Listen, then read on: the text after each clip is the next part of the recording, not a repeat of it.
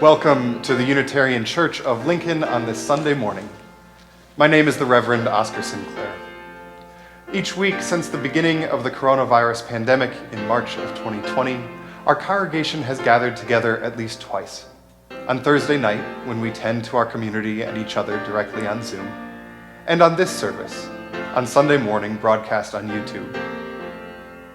Sunday morning, whether in person or on YouTube, is a chance to proclaim who we are and what we are about, throwing open the doors of the congregation and proclaiming the radical love and welcome that is at the heart of our shared faith.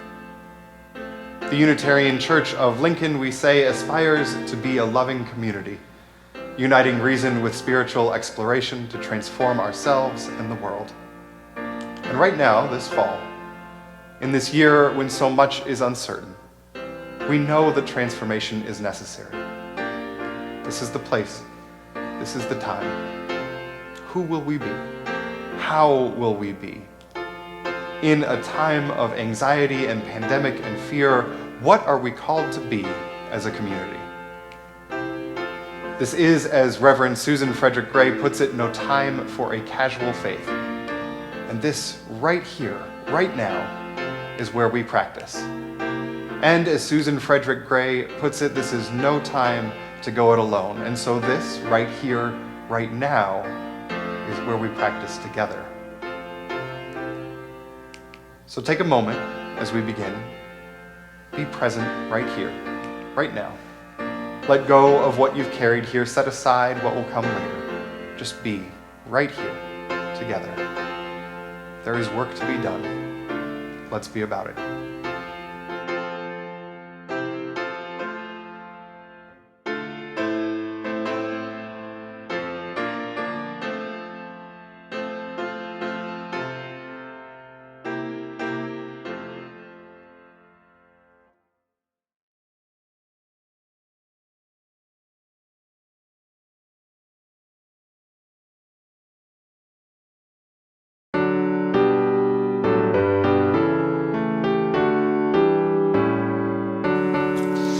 We sing now together our songs of thanksgiving, rejoicing in goods which the ages have wrought.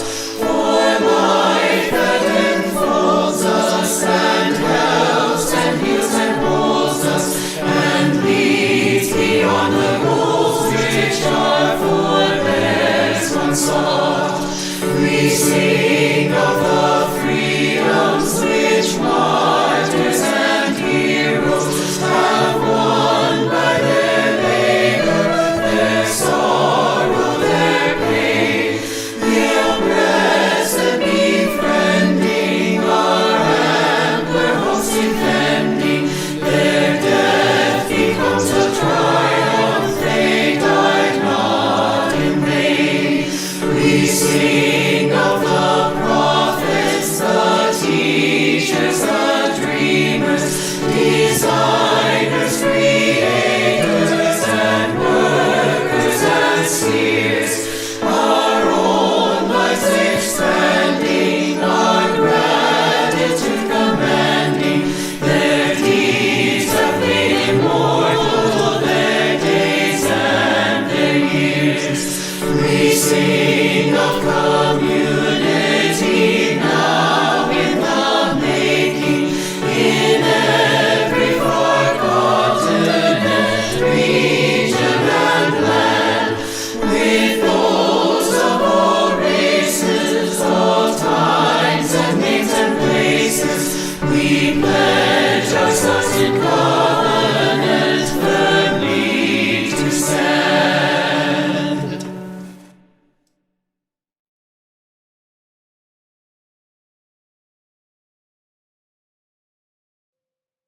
Our story today is called Sunbread by Elisa Clevin.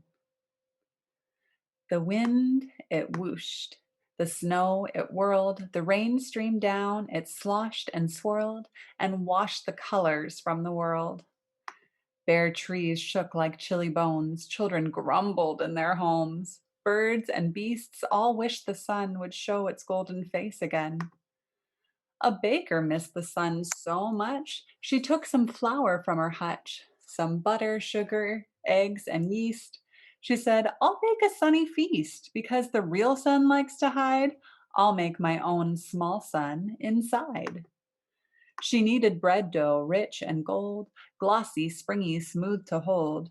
She shaped a bread so round and grand, it seemed the sun shone in her hands. Perhaps the baker's loving touch helped her sunbread grow so much. Perhaps it was the yeast or flour. Something gave that sunbread power. It rose and rose and rose and rose. A smell from heaven filled the nose of every chilly child and dog, every porcupine and hog. They saw that good bread rise and shine and stopped their grumbles, groans, and whines. The baker made a sun, they cried. The baker let them all inside and filled them up from toe to head with puffy, hot, delicious bread. Bread so brilliant, bright, and sunny, summer seemed to fill their tummies. Bread so fluffy and so fine, they felt themselves begin to shine. And then, surprise, begin to rise, to float and flutter, flip and fly, light as kites into the sky, and down again to dance and sing. They all joined hands and hooves and wings and praised the joy good bread can bring. They made a sound so sweet and deep that the real sun woke up from its sleep. It burst out through the lumpy clouds and streamed down on the startled crowd. The sun is here, they gave a cheer. It wants some bread, the baker said. So everyone threw bits of bread, chunks and hunks and crusty crumbs, into the sky up to the sun, who ate it up and beamed back down on every city, field, and town. It dried the fur of mouse and dog and warmed the soul of bear and frog. It glittered on the bluegrass seas, wove golden ribbons through the trees. It painted colors on the day, melted all the snow away, and brought the shadows out to play. It scattered rainbows soft and bright, fed the plants with its clear light, streaked the sky red, yellow, pink, and purple, then began to sink. And as the sun slipped down to rest, the baker shouted their request. Come back for breakfast, please, dear son. I'll bake fresh sun bread and sun buns.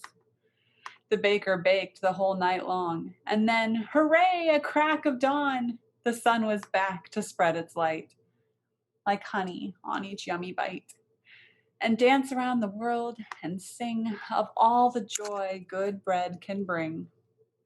And now, when it is cold and gray and dark and icy, guess who plays? With flour, sugar, eggs, and yeast. Guess who bakes bread, stars, and breasts?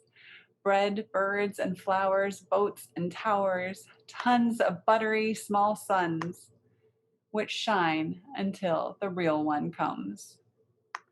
The baker and her crew, that's who. And that is the end of our story. Now, this story really reminded me of how sometimes we have different things that comfort us when we are feeling low or sad, when it seems like all is dark and we would look for the light. What is it that comforts you? Something that used to comfort me that the story reminded me of was how my mom used to sing to me a lot when I was a child. I used to love the song, You Are My Sunshine. Is there anyone in your life who sings or used to sing that song to you? How about we sing it together?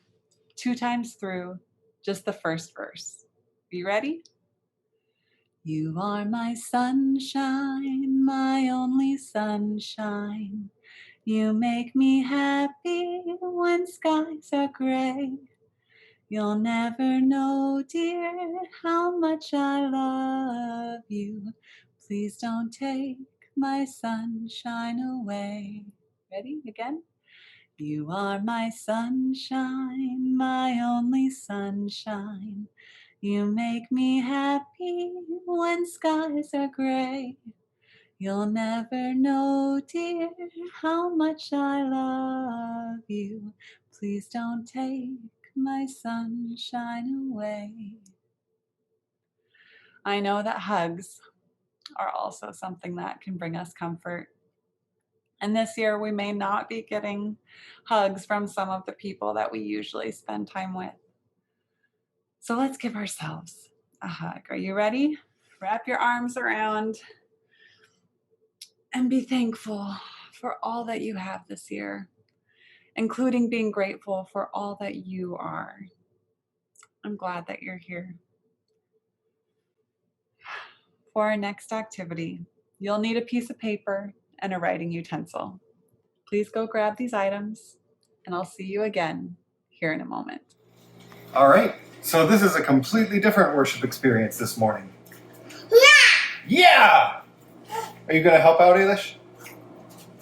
So Chelsea just told a story about a special kind of bread called sun bread. And so we, as part of the worship service this morning, are going to make sun bread. And by we, I mean I will, assisted by Ailish, who's already started to make a mess.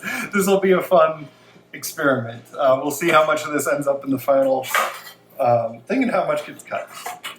All right, so the first thing we're gonna do is take 3 eggs. And we're gonna put the eggs into this bowl. I got that. You got that? All right, great. I think you might need to whack it again.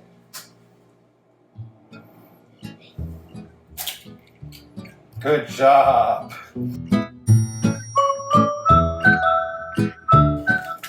So there we have eggs. I do.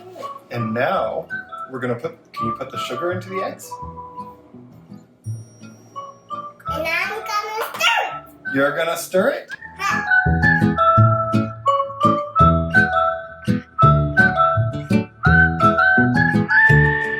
we'll mix the flour and the butter.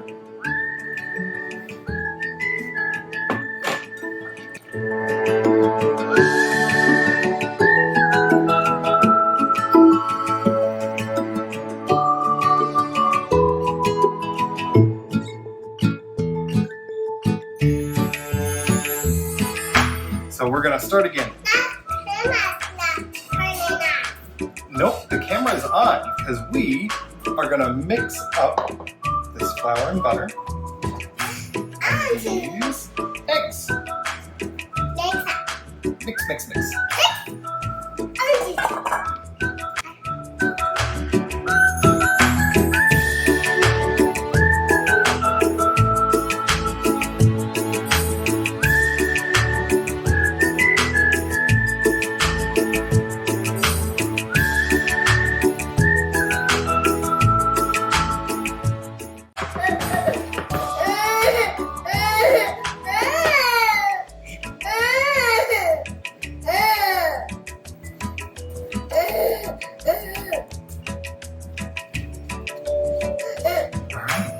And now we gotta knead. 8 minutes.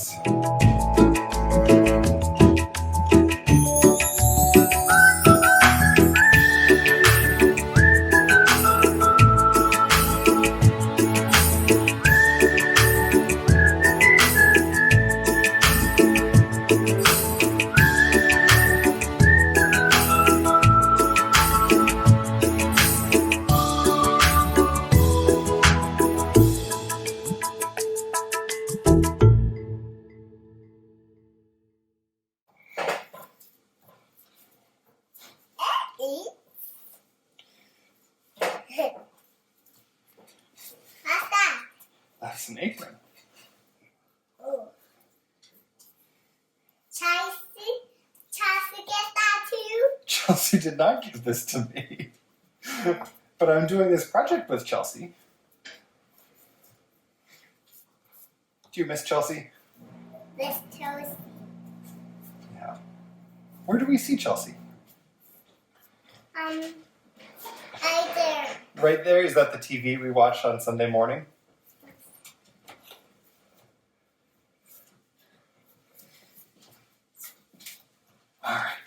think we're just about... I'm cooking with Daddy on the bread. That's so good. I'm proud I of made you. a mess. You're making a mess? Yes. That's okay. We'll clean up. All right. With that, we've got this ball of dough that we're going to put in here and let rise for 1 hour, at which point you may be asleep. But we will come back in an hour. I'm going to grab this. We'll just drape that over and see everybody in an hour. It's thank you, Patrick. All right. Hi, everybody. So I hope that you were able to grab your piece of paper and something to write with. And here's what we're going to do. We're going to draw our hands. We're going to trace our hands and make a hand turkey. Ready, Logan? Can you show everybody how you do it? Trace your hand. And then we're going to add a little bit of details by doing, you want to... I made a clover. A clover? Okay, you can be creative and do it however works for you. Clover. Do you want to add some details and add a beak or some feet to your turkey? There you go, Logan. I'm making a dive. A diver? Alrighty. I am very glad and grateful to have Dive. creative children. All right. And then you're going to write something that you're grateful for on each of the feathers or the turkey head or on your clover or your diver if you are Mira Krafka. So, Logan, what's something that you're grateful for? Church. Aw, thanks, buddy. All right, so then we'll write church. Mira, what's something that you're grateful for? My family. Aw, thanks, sweetie. Okay, we'll write family right there. I want to white family right here. Write family there too? Okay. Okay, now I need everyone else to think about the other things that you're grateful for. Write down 5 things on your turkey or otherwise, or just think about them in your mind. And then we will let you know what to do with those 5 things that you're grateful for in just a little bit. Can you wave goodbye? Goodbye. The Universalist Society of Lincoln, Nebraska was founded in 1870, 150 years ago this fall. Throughout this year, we're featuring stories from the congregation's history, and today, please welcome board member Judy Hart to tell us about some of the ministers that have served this congregation. The full chat, Judy's full presentation, is available at the church's YouTube page. Hello, everybody. Welcome to another Fireside Chat brought to you by the 150th Anniversary Committee of the Unitarian Church of Lincoln. I'm Judy Hart.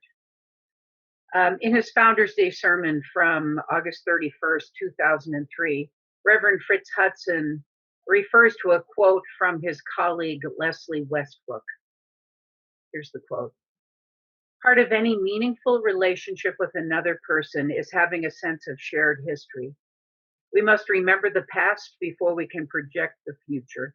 We must be able to share memories with other people before we can participate in another uniquely human and sacred ability, that of making promises to one another. So that quote actually helps frame my presentation here. So let me get started. Start from here. So over the years, church staff and members have documented our church's transitions, hard times, and celebrations into books, sermons, videos, and timelines. And most of the information I'm going to share with you today come from these sources. There are very few things that a congregation does that affect it as greatly as a choice of a minister. Ministers are spiritual leaders of our faith communities. They help us explore life's questions. They challenge us to live out our values. and they comfort us in times of suffering. Ministers teach, preach, listen, and learn by leading congregations and work for justice in the larger community. Now, my focus in today's chat is on the church's ministers from the beginning in 1870 until the ministry of Isaiah Domus in 1953. Each of the ministers deserves his own fireside chat, but alas, today there just isn't enough time to cover all the details that framed all the decisions of our faith community. On January 20th, 1899, the Reverend Marsh was installed as the first minister of the All Souls Unitarian Church of Lincoln. He was said to be a man of fine address and character, and his sermons were scholarly and deeply spiritual. He also has a really nice beard. There was considerable growth in membership during Mr. Marsh's leadership. 185 persons joined the 97 charter members. Although Mr. Marsh and his wife were well liked, the church was facing, again, financial difficulties. At a parish meeting on January 13th in 1908, Mr. Marsh tendered his resignation, which was accepted.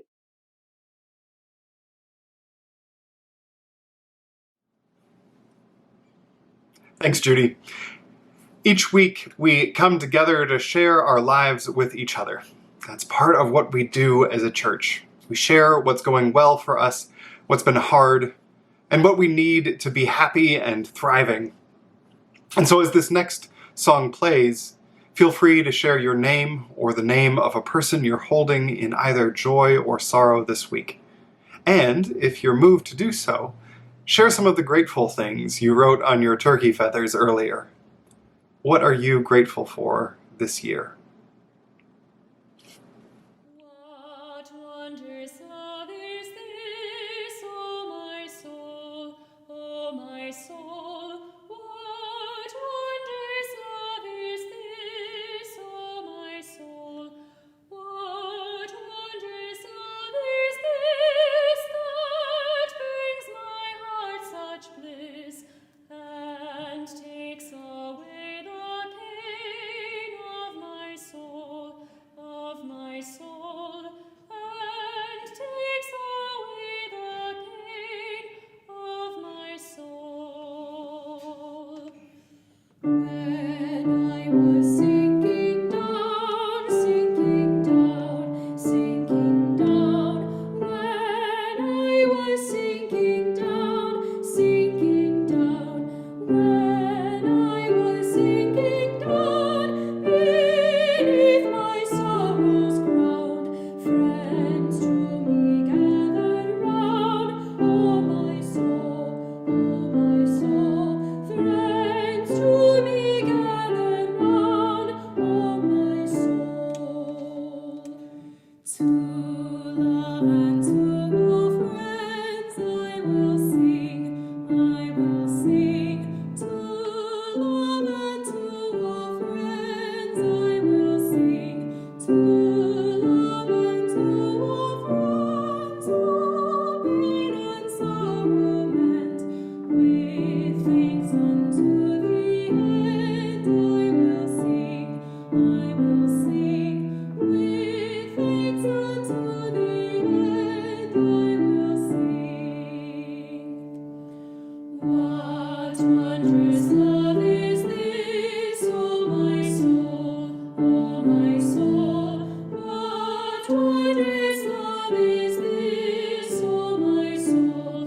What wondrous love is this that brings my heart such bliss and takes away the pain of my soul, and takes away the pain of my soul.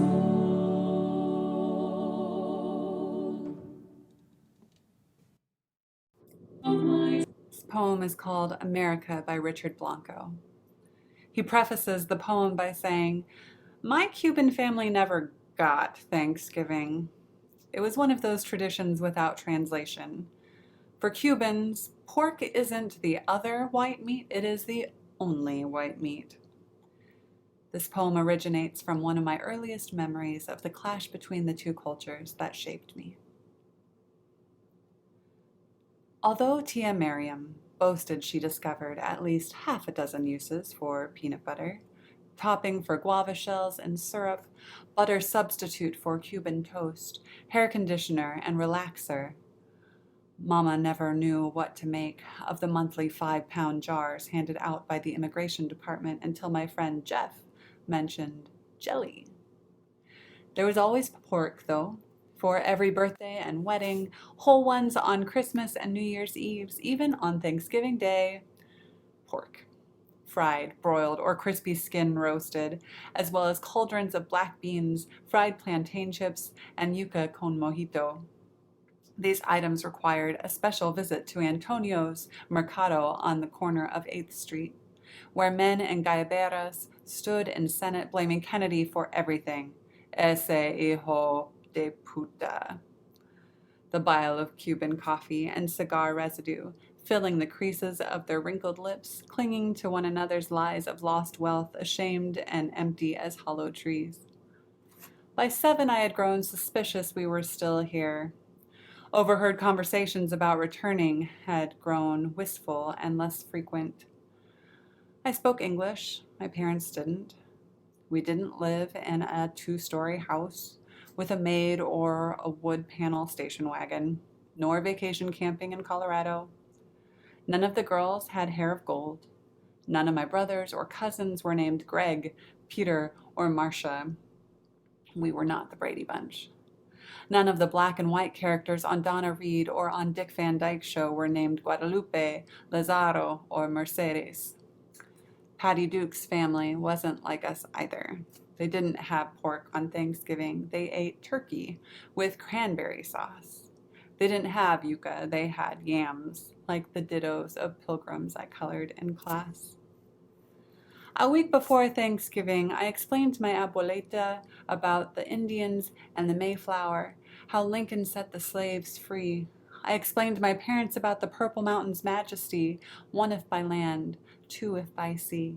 The cherry tree, the tea party, the amber waves of grain, the masses yearning to be free, liberty and justice for all, until finally they agreed this Thanksgiving we would have turkey, as well as pork. Abuelita prepared the poor fowl, as if committing an act of treason, faking her enthusiasm for my sake. Mama set a frozen pumpkin pie in the oven and prepared candied yams, following instructions I translated from the marshmallow bag. The table was arrayed with gladiolas. The plattered turkey loomed at the center on plastic silver from Woolworth's. Everyone sat in green velvet chairs we had upholstered with clear vinyl, except Tio Carlos and Toti seated in the folding chairs from the Salvation Army.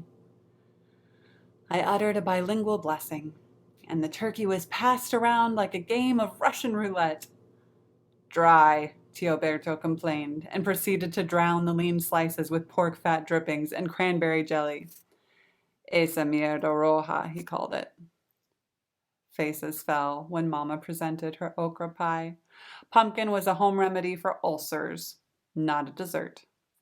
Tia Maria made 3 rounds of Cuban coffee, then Abuelo and Pepe cleared the living room furniture, put on a Celia Cruz LP, and the entire family began to merengue over the linoleum of our apartment, sweating rum and coffee until they remembered it was 1970 and 46 degrees in America. After repositioning the furniture, an appropriate darkness filled the room, and Tio Berto was the last to leave. So here we are back. The bread has not risen. We talk a lot about imperfection as a spiritual discipline, and we are practicing it at the service today. So this bread was supposed to rise. It's been over an hour. It has not. So we're just gonna go forward with what we've got, because sometimes that's what you do in churches. Ailish has also stolen my apron and is parading around with it, so Here, Ailish, come stand next to Daddy. we'll see how that goes. So, Ailish, now we get to make a sun. A sun. Alright. So, we're going to cut this in two, and we're going to make this into a ball. Alright.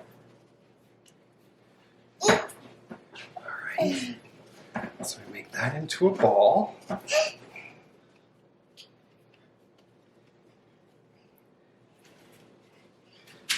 This, we need to cut into pieces. Watch your hands. Watch your hands. Watch your fingers. Very sharp. Whoa. Watch your fingers. All right, now, can you make a snake?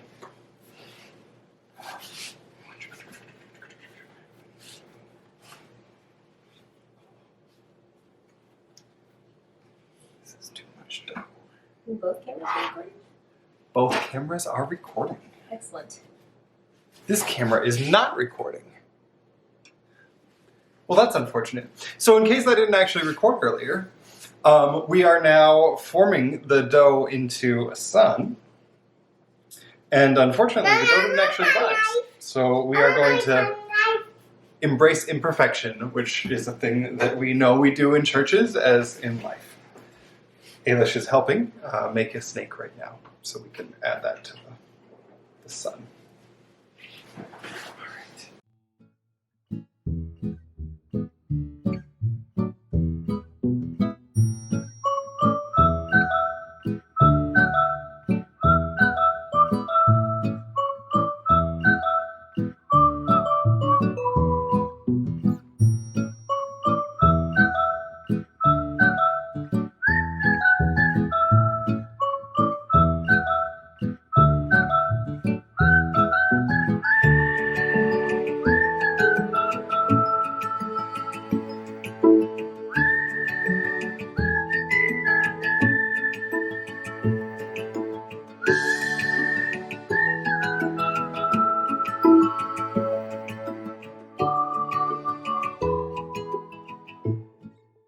This has considerably more than.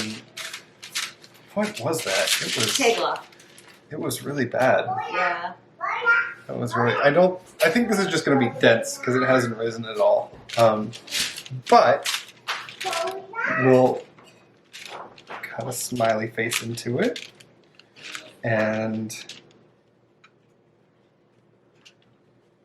think you should make the corners of the mouth higher, otherwise it will look like a grimace.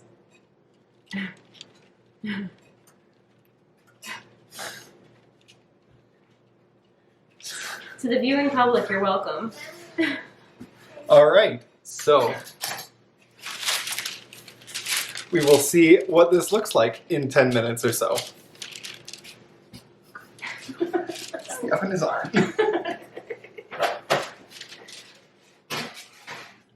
So just a quick word about the sermon that follows before we start it. You know, we've been recording at home for the last several months. It's become even more important now that we're in an even increased chance of COVID-19 spread. And that comes with its own joys and its own challenges. So in the, excuse me, in the spirit of this being an all-ages service that's a little less formal than many Sunday mornings are, what follows is just the raw footage of trying to record a sermon with a child and a family present. I hope you enjoy it in the spirit with which it's offered, which is, you know, even in these times of anxiety, there are still moments of great joy in imperfection. The rain streamed down, the story goes, it sloshed and swirled and washed the colors from the world.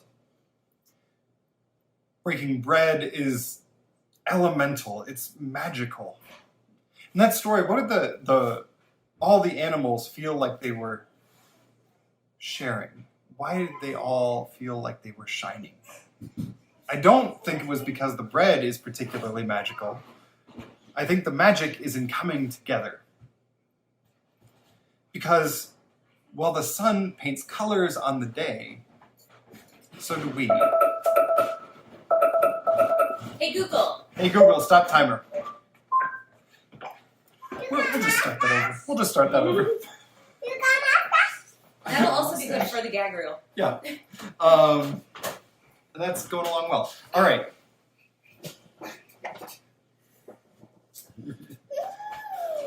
Okay, we are ready to go here with the sermon for Sunday. As Ailish eats raw bread dough.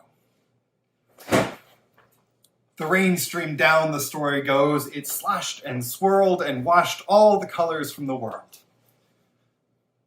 Breaking bread is magical. In that story, why did all of the animals feel like they were shining? I don't think it was because the bread was magical. I think the magic is in coming together. Because while the sun paints the day, so do we. This is a strange year. 2020 is a strange year. 2020 is a strange year. I'm recording a sermon in my kitchen with my daughter asking for milk, which we'll actually take a quick break from the sermon to do. Daddy's gonna give you some milk. That's lovely. Give it They to taught me. us this in seminary, Give it to me. this exact exchange right here. Give him the dough, Ailish. 2020 is a strange year. So much of this holiday is about traditions.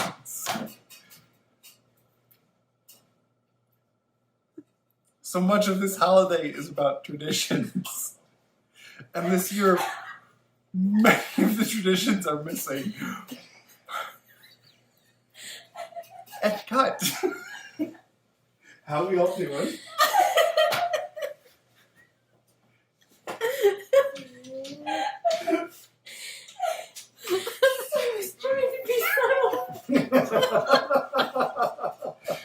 That worked.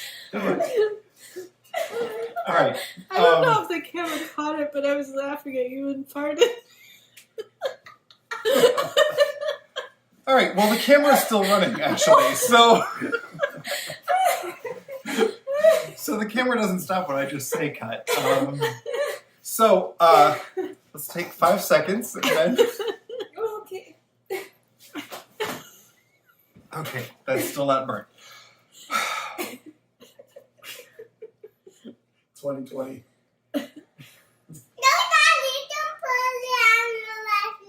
I know, kiddo, but I need to actually finish. There's like 3 minutes left, and then I will be done for most of the week.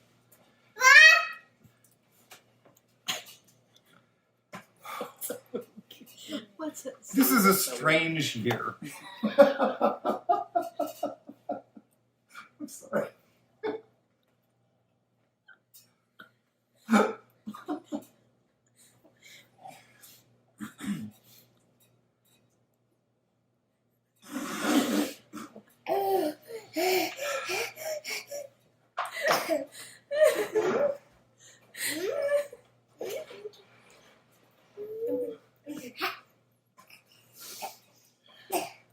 This is a strange year.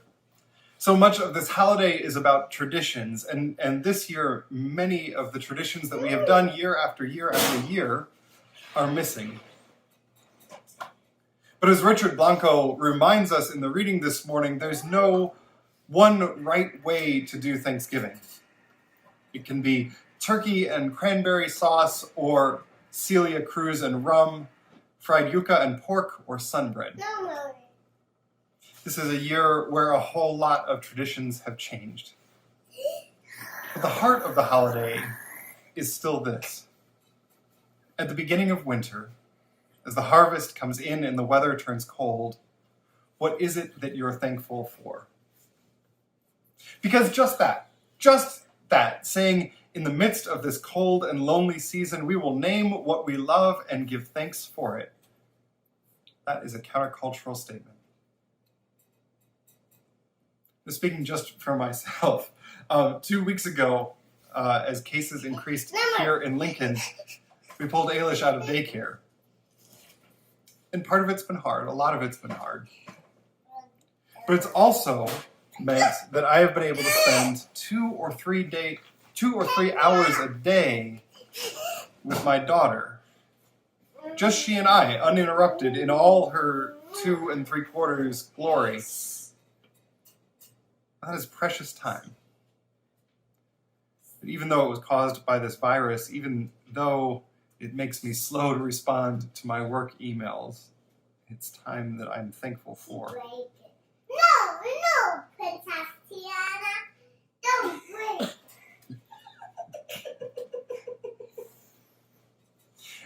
And I give thanks for all of you. We have never done this before. I don't think any church up until 2019 has decided on a week's notice to go fully online. We didn't know if we could do it. We had no idea how to do it. We still don't most weeks. We didn't know if you would all come with us. You have. And you've continued as a community. And as much as things change, this remains mostly the same community that it was a year ago. And that is a precious thing. So the bread is done. In years past, we've marked this day by breaking bread together in the sanctuary. We've changed one syllable this year, so we are baking bread. It's another thing that's changed.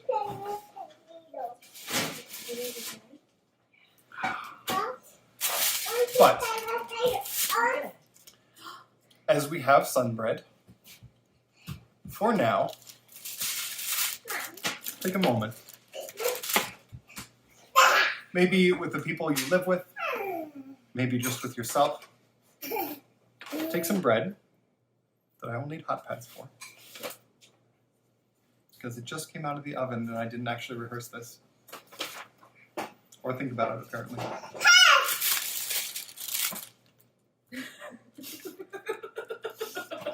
This isn't going to work. We'll take pictures of the sunbread later. Take some bread. Take some bread or a meal that you're eating and say a short prayer of thanks. We give thanks for our health, for this place, and for each other. And we give thanks for all of those working to make sure that next year we give thanks together in person. Amen. Amen.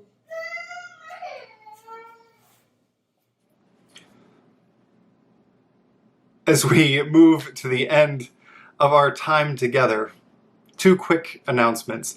First, I'm going to upload an edited version of that sermon onto YouTube as well, and we'll link to it here in the chat box, just in case you're curious what that looks like with all of the extraneous pieces taken out. I can tell you it's about 1/3 to half as long.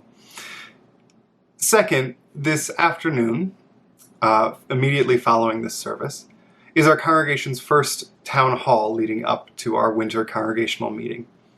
The Zoom link is in your e-blast.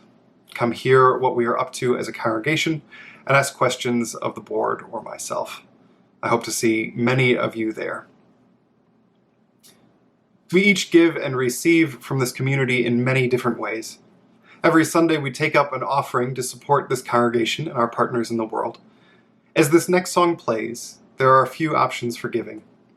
First, you can send a check to the Unitarian Church of Lincoln, 6300 A Street, Lincoln, Nebraska 68510, and write Sunday Plate in the memo line. Second, you can give through our online database, Realm. Or third, you can text UC Lincoln and the amount to 73256. That's UC Lincoln and the amount you wish to give to 73256. The offering will now be gratefully received.